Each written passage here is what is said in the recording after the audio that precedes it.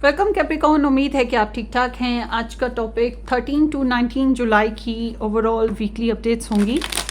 सन moon rising Venus Mars sign include है। आप अपने लिए या किसी और कैप्रिकॉर्न पर्सन के लिए वीडियो वॉच कर सकते हैं।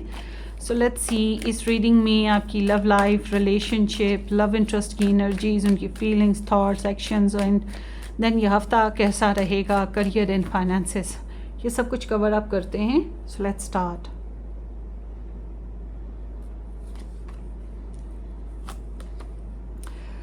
कैप्रिकॉर्न, बड़ा सोचा है आपने, बड़ा सोचा है बीच का रास्ता निकालने का, अपने रिलेशनशिप में अपॉर्चुनिटीज़ नहीं प्लान करने का, या कोई सॉल्यूशन मिल जाए, कुछ ऐसे कन्वर्सेशन हो जाए, कोई स्पार्क ऑफ लाइफ एक्टिवली आपकी लव लाइफ में ऐड हो कि आप कुछ नेक्स्ट लेवल अपने रिलेशन को लेके जा सके।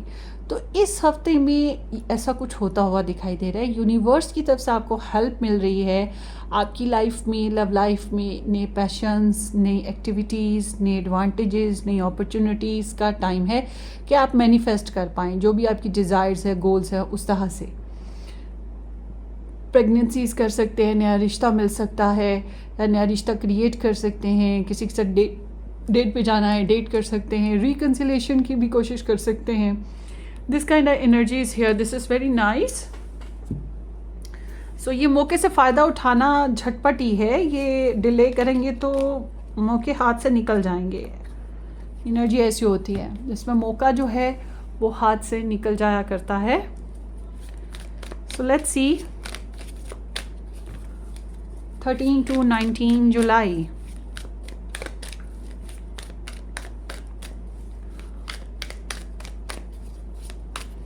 Capricorn,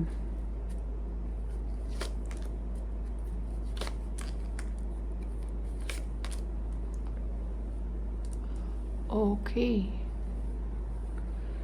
so the lovers, basically शादी करना हो चुका या शादी करना है, कुछ इस तरह की इम्पोर्टेंट सोच है आपकी। सो लेट्स सी आपकी जो पर्सन ऑफ इंटरेस्ट हैं उनकी एनर्जीज आपके लिए क्या हैं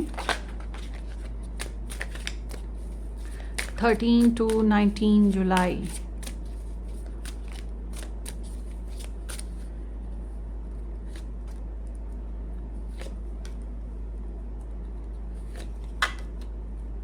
वाओ, ओके।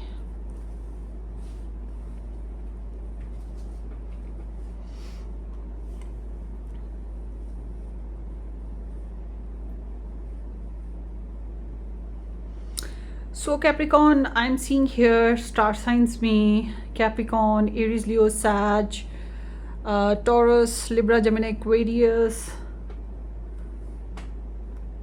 एरीज, ये स्टार साइंस आए हैं।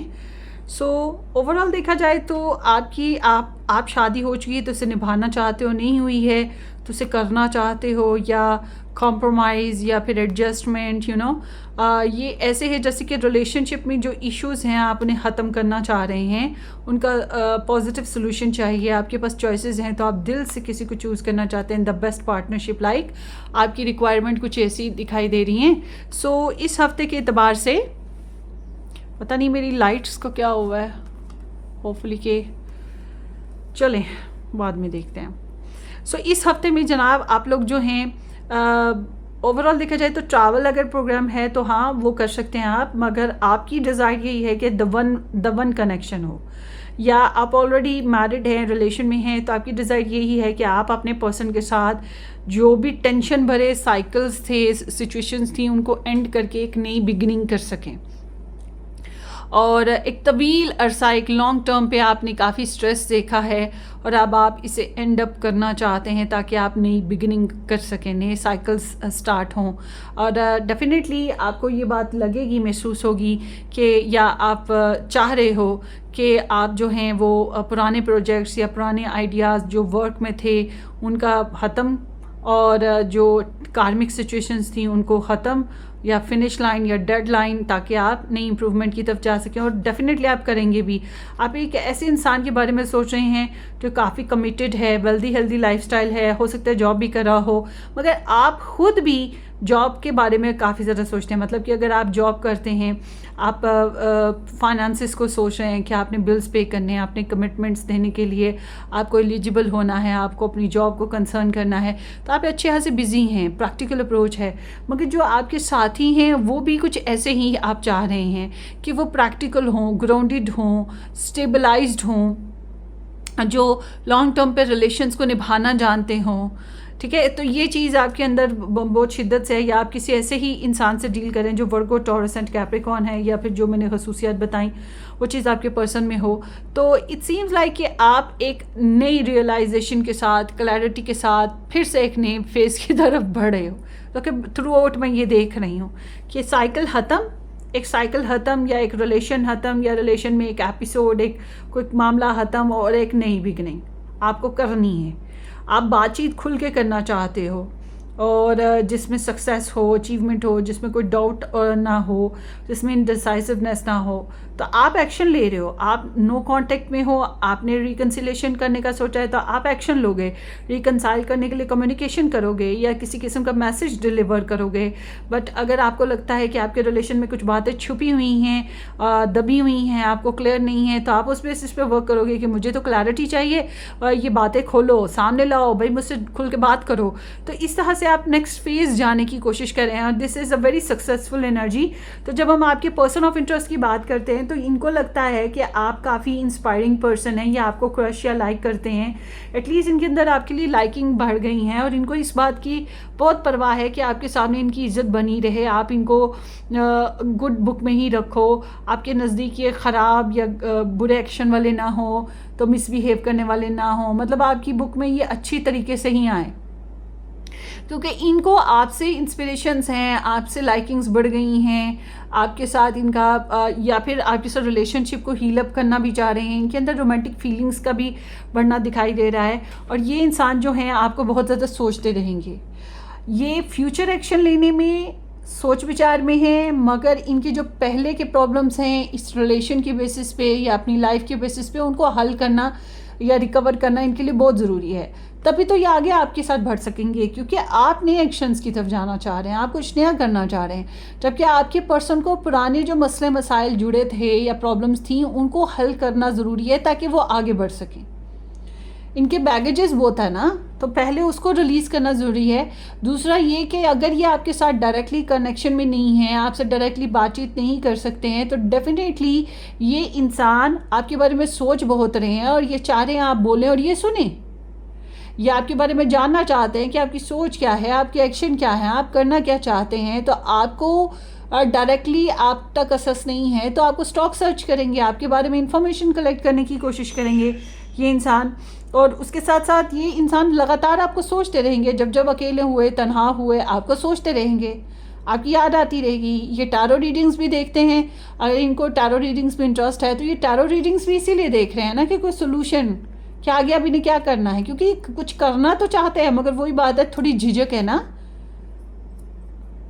तो इनके एक्शन बताते हैं कि ये फैमिली इंटरेस्ट बहुत ज़्यादा रखते हैं, इनकी फैमिली इनको क्या कह रही है, क्या नहीं कह रही है, उस बेसिस पे बहुत ज़्यादा कंसर्न कर रहे हैं। मगर ये आपके साथ शादी हो चुकी है तो उसे निभाना चाह रहे हैं, शादी नहीं हुई तो करना चाहते हैं, फैमिली इश्यूज़ हैं तो उन्हें डिस्कस करना है, प्रॉपर्टी इश्यूज़ हैं तो उन्हें डिस्कस करना है, बच्चों के बेसिस पे प्रॉब्लम है तो उन्हें डिस्कस करना है। मगर ये लॉन्ग टर्म बेसिस पे कनेक्शन के बारे में कंसर्न ज़रूर कर रहे हैं। अगर आप इनकी फैमिली के अगेंस्ट चलते हैं या इनको इनकी फैमिली के अगेंस्ट कोई बात कर देते हैं तो ये इन्हें दुख देगी।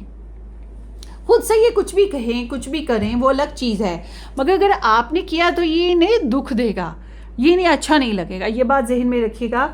हालांकि इनकी बैकग्राउंड एनर्जी बताती है इनके लिए जॉब बहुत इंपॉर्टेंट रही है, और अगर ये पेरेंट या फादर या हस्बैंड काइंड ऑफ फिगर या मदर काइंड ऑफ फिगर थे तो अपनी ड्यूटीज़ को निभाना चाह रहे थे, मगर दे वॉज वेरी लॉजिकल, या इनके साइड से कोई इंसान बहुत ज़्यादा स्ट्रिक्ट रहा है, और इनकी एनर्जी में बहुत ज़्यादा रिजर्वनेस थी। मतलब कि ये बहुत ज़्यादा डोमिनेट करते आए हैं, रूल करते आए हैं, अपने हिसाब से लीड करते आए हैं। मगर इस हफ्ते में इन्हें आपका जो है ना एहसास बढ़ रहा है, आपकी चाहत बढ़ रही है, और ये कुछ खास सिग्निफिकेंट रोल प्ले करना चाह रहे हैं। वो इसके लिए सोच विचार शुरू होगी, और ये रीफिक्सिंग एनर्जी है इनकी कि ये रीफिक्स करना चाहते हैं इस रिलेशन को। या रीफिक्स करना चाहते हैं जो भी इश्यूज़ फैमिली बेसिस हैं। सो जो नो कांटेक्ट में है उनके लिए कांटेक्ट होने के चांसेस बहुत ज़्यादा हैं। जो लोग नया रिलेशन बनाना चाहते हैं उनके लिए भी नए रिलेशन के बेसिस पे बहुत ज़्यादा चांसेस हैं, और ज़्यादातर के लिए तो इंटरनेट बेसिस पे दिखाई दे रहे हैं, या आपकी फैमिली की तरफ से कोई प्रपोजल ऑप्शन आ जाए तो वो भी हो सकता है, फैमिली फ्रेंड की तरफ से, कुलीग्स के ज़रिए से भी हो सकता है। और जो लोग ऑलरेडी मैरिड हैं उनके लिए मैं देख रही हूँ ठीक ही चल रहा है मामला, कुछ ना कुछ नया ही कर रहे हो। ओके, गुड है, फाइन है। सो लेट्स सी कैप्रिकॉर्न कि 13 to 19 जुलाई आपके जो पर्सन ऑफ इंटरेस्ट हैं उनकी लव मैसेजेस आपके लिए क्या हैं, अगर वो कुछ कहना चाहें तो उनकी फीलिंग्स, उनकी थॉट्स, उनके ideas, love messages. I am working hard to improve my self. ये इस रिलेशन को भी इम्प्रूव करने के लिए, मगर मैंने बोला ना इनकी ज़ात, इनके जो इश्यूज़ हैं ये उसको ठीक करेंगे तो आपके साथ आगे बढ़ेंगे ना। अगर वो ठीक ही नहीं किए तो कैसे आगे बढ़ सकते हैं। तो दिस एनर्जी इज़ इंडिकेटिंग कि ये अपने ऊपर काम कर रहे हैं, चाहे इनका करियर है, चाहे इनकी एजुकेशन है, चाहे इनकी पर्सनल लाइफ है, इनका ओरा है, फाइनेंशियल प्रॉब्लम्स हैं, घर वाले मसले हैं, कुछ भी है, ये उस पर लगे हुए हैं कि ये हल कर सके ताकि इस रिलेशनशिप को बेहतर कर पाएँ।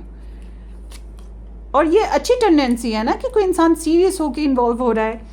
सो I forgive you, can you forgive me. So इन्होंने तो आपको माफ़ कर दिया है, अगर आपने कोई गलती की थी या आपसे खफा थे तो ये चाहते कि आप इन्हें माफ़ कर दें या भूल जाएं पुरानी बातें। यू आर अ गिफ्ट, आप स्पेशल पर्सन हैं, या फिर आपसे गिफ्ट की एक्सपेक्टेशंस हैं, डिपेंड ऑन द सिचुएशन।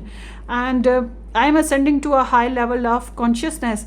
हाँ जी, ये इंसान जो हैं आपको लेकर रियलाइज़ कर रहे हैं देयर फॉल्ट्स, उनकी गलतियाँ या इस रिलेशनशिप में जो भी गलतियाँ हुई, और फिर उसके बाद एक एहसास कि मुझे दोबारा से शुरू करना चाहिए या मुझे कोई नया डिसीजन लेना चाहिए। अब इस तरह से करना है जिससे पुरानी गलतियाँ दोबारा रिपीट ना हों। और यू फील लाइक पैराडाइज, आप बहुत स्पेशल हो उनके लिए, आपसे बहुत कंप्लीशन और हैप्पीनेस मिलती है। देखें जी, you fill my heart with joy and my mind with light. क्या बोला कि इनको आपसे हैप्पीनेस, कंप्लीशन मिलती है, आपका होना, आप डायरेक्टली इनकी लाइफ में हो, दूर हो, करीब हो, कुछ भी है, मगर तुम सांस लेते हो इस दुनिया में, मेरे जी जाने की यही वजह काफ़ी है, वो चीज़ इनकी लाइफ में हो रही है। So you bring happiness in their life, how lovely. So let's see Capricorn.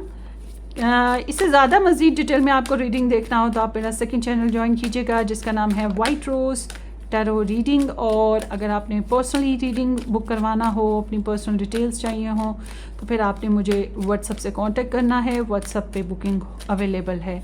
So let's see कि ये जो हफ्ता है आपका कैसा रहेगा इन जनरल। वाव वाव, क्या बात है बॉस, द स्टार अगेन। देखिए, मैं आपको पता है क्या कहना चाहूँगी, स्पिरिचुअल वर्किंग ज़रूर करें। आपका कोई भी मज़हब है उस हिसाब से पूजा पाठ करें, प्रेयर्स करें, इबादत, वजीफ़े और चैरिटी ज़्यादा से ज़्यादा करें, मनते मुरादें या जो भी आप कर सकते हैं, जो भी आपका बिलीव है, जैसा उस तरह से चलना आपके लिए बहुत अच्छा रहेगा। और अपना माइंडसेट जो है ना वो पॉजिटिव रखें, मतलब ये ना देखें कि क्या नहीं है, देखिए क्या है, क्या हासिल हो गया है, कितना अच्छा है। कुदरत पे यकीन होना चाहिए ना, और ग्रैटिट्यूड, सेंस ऑफ ग्रैटिट्यूड होना चाहिए।